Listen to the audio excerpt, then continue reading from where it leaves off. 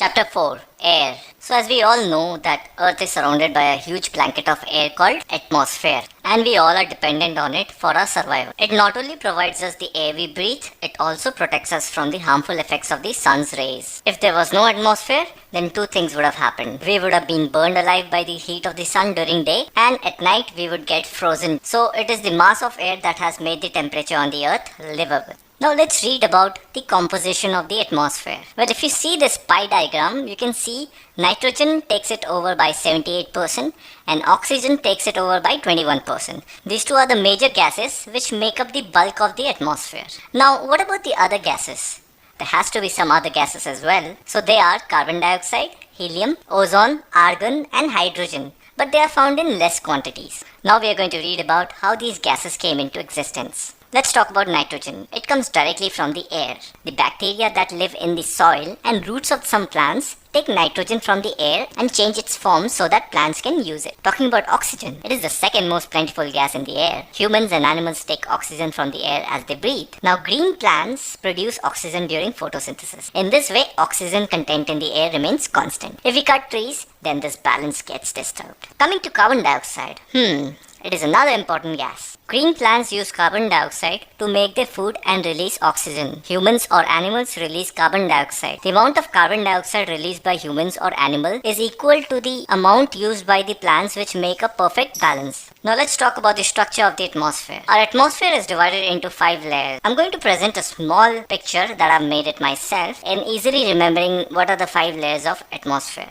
So have a look at this. First level is the troposphere. Remember that as tropo, which is equal to tropical, and then it is associated with greenery. So you can only see greenery at the first level of the atmosphere. And then we have the stratosphere, strata. Just compare it with strategy. Always remember strategy is the second step. And then comes the mesosphere. The meaning of meso is middle, so midpoint. So 5 definition over here, the midpoint is mesosphere. And then comes the thermosphere, thermo, which is equal to heat, and it's very heat out there. So remember it by that. And the last one is exosphere. Exo, exit, so the last one has to be exit. That's the easy way of remembering it. So let's quickly read about each of them. Troposphere. The height of troposphere is 13 km from the ground. It is the layer where the oxygen exists and rainfall, fog, hailstorm occurs in this layer. Stratosphere. The height of stratosphere is 50 km from the ground. In this layer, aeroplanes fly, and it also contains the layer of ozone gas. We have just learned how it protects us from the harmful effect of the sun rays. Then comes the third layer, which is the mesosphere. The height of mesosphere is 80 km from the ground. Meteorites burn up in this layer or entering from the space. And then comes the thermosphere. It is very hot in this layer. Temperature increases as the height increases. And ionosphere exists in this layer. And the height of this layer is 80 to 400 km from the ground. And this layer is also very helpful in radio transmission. In fact, radio waves transmitted from Earth are reflected back to the Earth by this layer. And last but not the least, exosphere, the uppermost layer of the atmosphere. This layer has very thin air. Light gases like helium and hydrogen float into the space from here.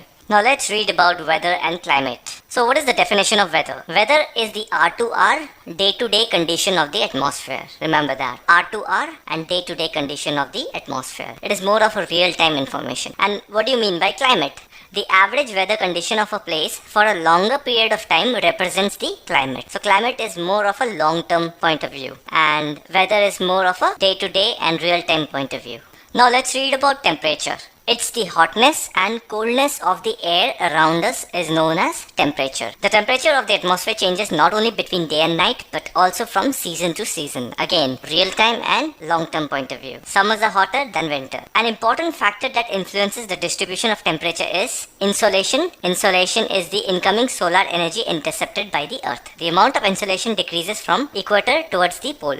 This is quite evident if you see. The sun rays directly falls on the equator. Therefore, the insolation level over there will be higher compared to the poles. Temperature in cities is much higher than that of village. The reasons are because in cities we have concrete and metal buildings as well as roads that gets heated up during the day, and this heat is released during the night. Also, the crowded high-rise buildings of the cities, they trap the warm air and thus raise the temperature of the cities. Now let's move on to air pressure. Let's try to understand what is air pressure and how is it formed. So the pressure that is exerted by the air above us on any body like us or the entire earth itself is called air pressure. You'll be surprised to know that the air presses us from all direction and our body exerts a counter pressure. So let's try to understand about air pressure. The air pressure is highest at sea level and decreases with height. What does it mean? Well, the air gets thinner the higher you go. When you are in the mountains, there is less air passing in and around. And when you're on a boat or on a sea level, the pressure is high because the waves of the sea carry tremendous amount of force of air with it. So the air creates huge pressure near the sea level and it gets thinner when you go up. So let's talk about winds. What are winds? Winds are nothing but the movement of air from high pressure area to low pressure area. Winds are broadly divided into three types. They are permanent winds, seasonal winds and local winds. Permanent winds are also called trade winds. They are the permanent winds. These blow constantly throughout the year in a particular direction. So if you look at this world map, you can see all these colorful arrows that indicates the trade winds. They constantly move in and around the borders of the continent. Seasonal winds. These winds change their direction in different seasons. For example, monsoons in India.